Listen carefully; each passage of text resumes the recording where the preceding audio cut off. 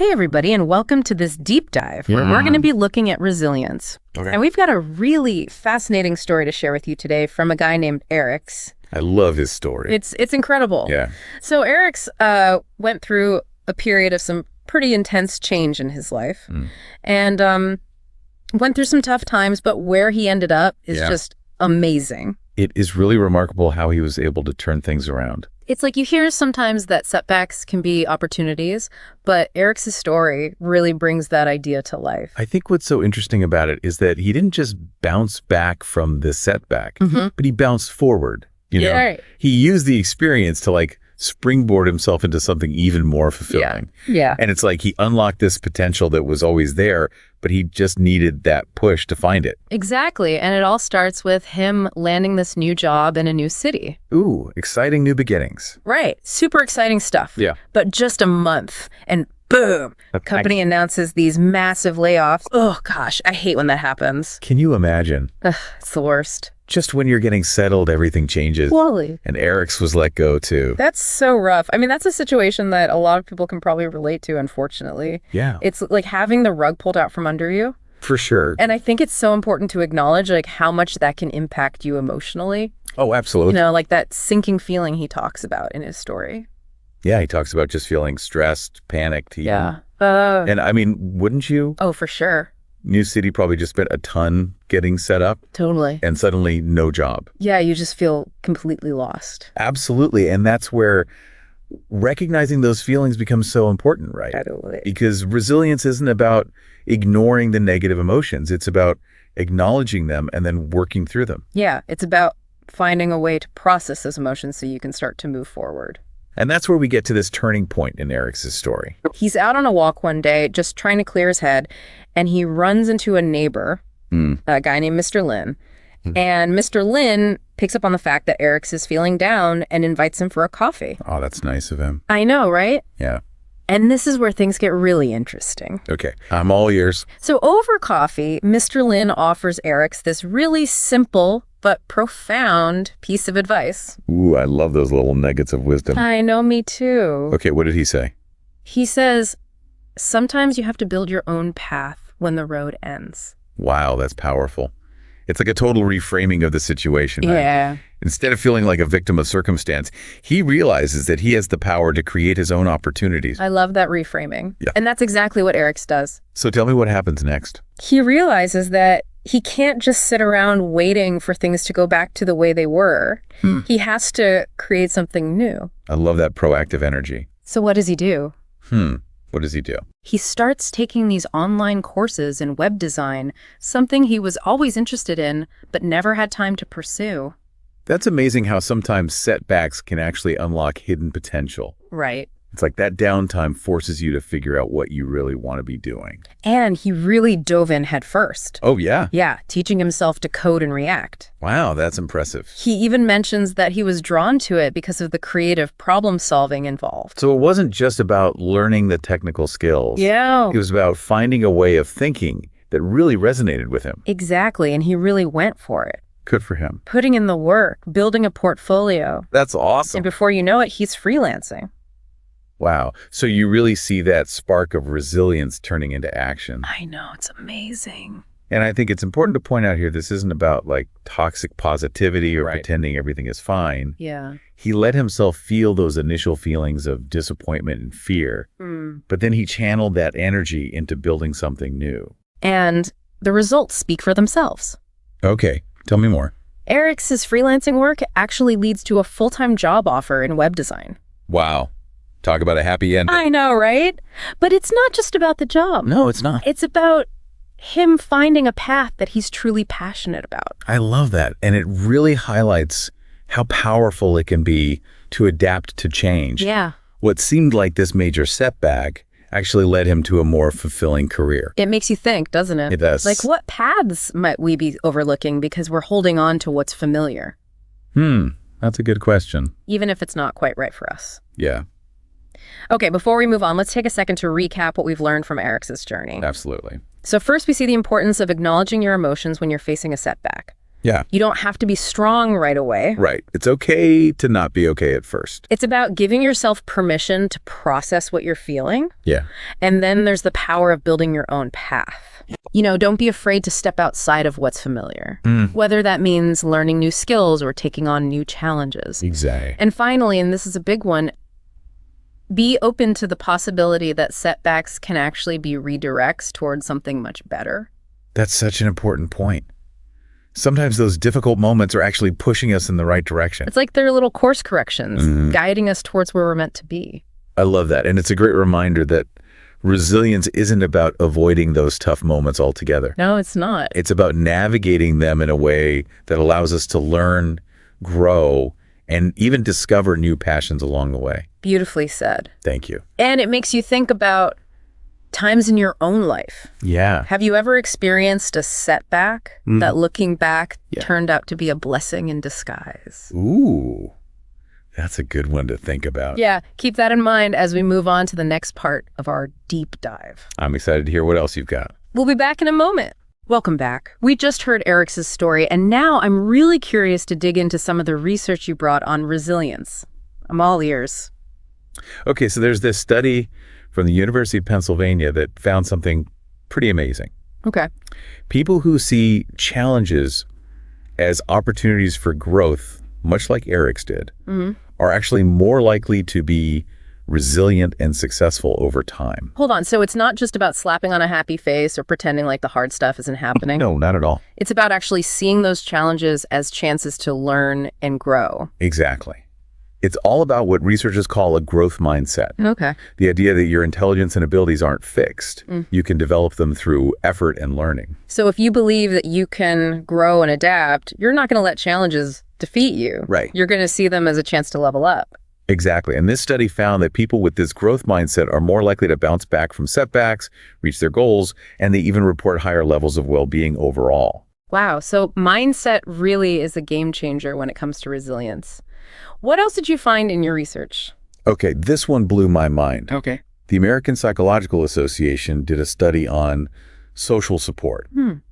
And they found that it's basically a resilience superpower. Okay. People with strong social connections, family friends, mentors, you name it, are much better equipped to handle stress and tough times. That's not super surprising, is it? Having people to lean on can make a world of difference when things get rough. Right. But here's the thing. It's not just about receiving support. It's also about giving it. Oh, interesting. Helping others can actually boost your own resilience. Why is that?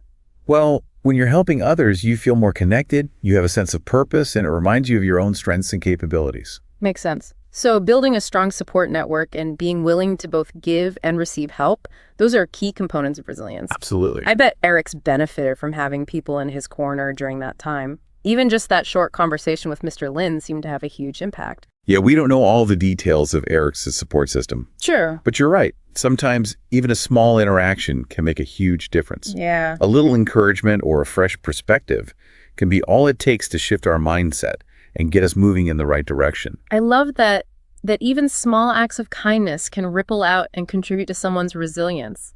It reminds us how interconnected we all are. Yeah. And how much we can impact each other. For sure. Resilience is not just an individual thing. It's something that can be fostered and strengthened within communities and relationships. Okay, so just to recap what we've learned from these studies so far, a growth mindset and strong social connections are two powerful ingredients for building resilience. Yeah, those are big ones. It's about believing in your ability to grow and adapt and surrounding yourself with people who can offer support along the way. Exactly. And remember, resilience is a journey, not a destination. Oh, I like that. It's a process of continuous learning, adaptation, and growth. It's about embracing those challenges as opportunities to become stronger and more resourceful. I love that resilience as a journey. Yeah. It takes the pressure off needing to be perfectly resilient all the time. Totally. And reminds us that it's okay to stumble, learn, and keep growing.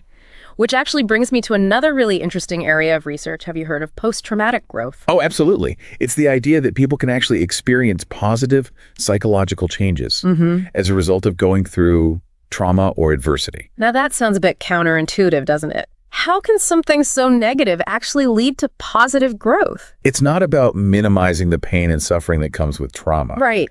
It's about recognizing that sometimes those experiences can push us to reevaluate our priorities, deepen our relationships, and discover inner strength we didn't even know we had. It's like with Eric's losing his job.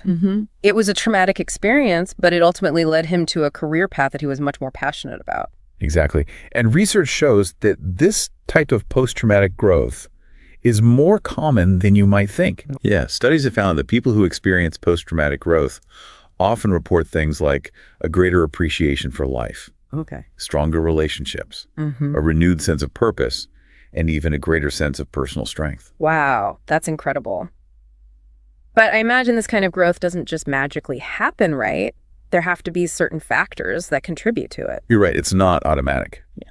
Research suggests that things like having a strong support network, using active coping strategies, and being open to finding meaning in the experience all play a huge role.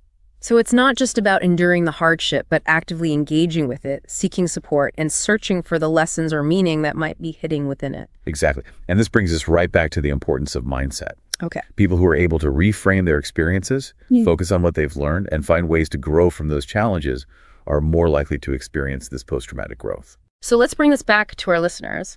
What are some practical things they can do to cultivate resilience and this potential for growth in their own lives? It's one thing to understand the research, but how do we actually apply it? That's a great question, and I think there are a few key things we can all do to foster resilience in our lives. The first is remembering that challenges are unavoidable. Life is full of ups and downs, and no one gets through it unscathed. So true. We all face those bumpy patches. Right, so instead of trying to avoid challenges altogether, which is impossible, by the way, focus on developing coping strategies that will help you navigate them. Okay. This could be learning to manage stress, practicing mindfulness, seeking support from others, or developing a problem-solving mindset. Think of it as building your own personal toolkit for handling those inevitable curveballs. I love that, a toolkit for resilience. What else can we add to our toolkits? Another crucial tip is focusing on what you can control. Okay. When we're faced with a challenge, it's easy to feel overwhelmed and helpless. But instead of dwelling on the things you can't change, shift your focus to the things you can. It's about taking back your power, even in the face of adversity. Exactly. It could be as simple as taking small steps to improve your situation, seeking out information, or reaching out to someone for support. Any action you take, no matter how small, can help you regain a sense of control and start moving forward. Okay, so we've got coping strategies and focusing on what we can control. What else should we add to our list? Don't be afraid to ask for help. We all need support from time to time, especially when we're going through tough times. Reaching out to friends, family, a therapist, or even a support group can give you a valuable outlet for processing your emotions, gaining perspective, and finding solutions. That's a great reminder that we don't have to go through it alone. There's real strength in seeking connection and support when we need it. Absolutely. And remember, building resilience is not a one-time event. Okay. It's an ongoing process that requires us to continuously learn, adapt, and grow from our experiences. Right. Be patient with yourself, celebrate your small wins, and keep moving forward one step at a time. Beautifully said. Yeah. So we've covered a lot of ground in this part of our deep dive. We have. We've explored some fascinating research on resilience, looking at the importance of a growth mindset, social support, and even touched on this incredible concept of post-traumatic growth. It's been a truly insightful conversation. It has. And I hope our listeners are feeling empowered and inspired. Me too. And before we move on to the last part of our deep dive, I want to leave our listeners with one final thought to ponder. We've talked about building our own paths, seeking support, and embracing challenges as opportunities for growth. Yeah. And all of this ties into a fundamental question. What does it mean to truly thrive in the face of life's inevitable challenges? That's a good one. It's a question we'll continue exploring in the next part of our deep dive. Stick with us. We'll be back in a moment. Welcome back to our deep dive. Yeah. You know, we've been talking about resilience and exploring all this fascinating research. But I think there's another layer to this conversation that we need to get to. I agree. We've covered the psychology of resilience, like mindset and social connections. Right. But how do we actually put all of this into practice in our everyday lives? That's the big question, right? Yeah. It's one thing to talk about growth mindsets and support systems, but how do we make them tangible, something we can use every day? I think a really helpful way to approach it is to think about building habits that support resilience. Okay.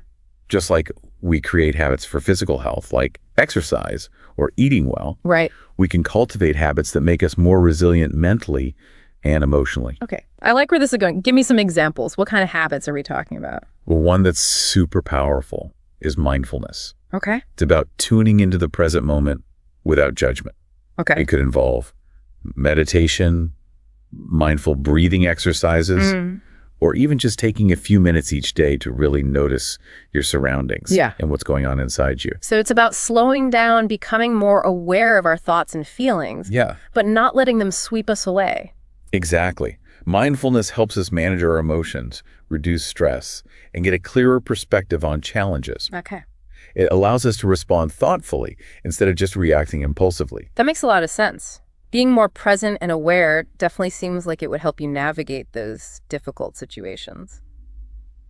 Okay, what other habits can we add to our resilience toolkit?